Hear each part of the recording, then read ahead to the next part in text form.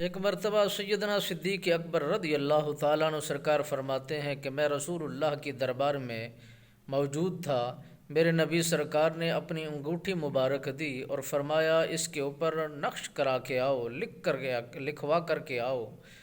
اور یہ جملے سیدنا صدیق اکبر پاک کو میرے رسول اللہ صلی اللہ علیہ وسلم سرکار نے بتلائے کہ لکھوا کر لے آؤ لا الہ الا اللہ۔ تو سیدنا صدیق اکبر پاک فرماتے ہیں جب میں گیا اور اس لکھوانے والے کے پاس لکھوانے کے لیے جا پہنچا تو میں نے اسے بتایا کہ تم نے لکھنا ہے لا الہ الا اللہ محمد الرسول اللہ، یعنی پورا کلمہ شریف لکھوا کر کے رسول اللہ صلی اللہ علیہ وسلم سرکار کی دربار گوہر بار میں آ پہنچا۔ میرے نبی لجپال سرکار نے پوچھا اے صدیق، ہم نے تمہیں یہ مکمل نہیں بتایا تھا، ہم نے تمہیں اتنا تک بتایا تھا کہ اتنا تک لکھوانا ہے۔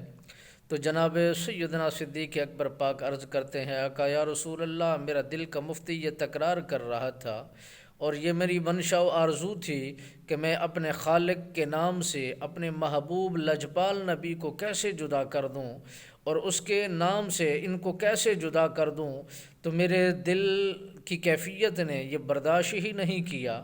اور میرے لیے یہ زیب ہی نہیں دیتا تھا کہ اللہ کے نام سے رسول اللہ کے نام کو جدا کیا جائے اور رسول اللہ کے نام سے اللہ کے نام کو جدا کیا جائے۔ یہ بات بنتی نہیں ہے، یہ بات درست نہیں ہے، بات میں وزن نہیں بنتا۔ جہاں پر رسول اللہ کا نام نامی اسم گرامی موجود ہے وہاں پر خدا کی ذات کا نام موجود ہے، جہاں خدا کی ناذات کا نام موجود ہے وہاں اس کے رحمت للعالمین نبی کا نام موجود ہے۔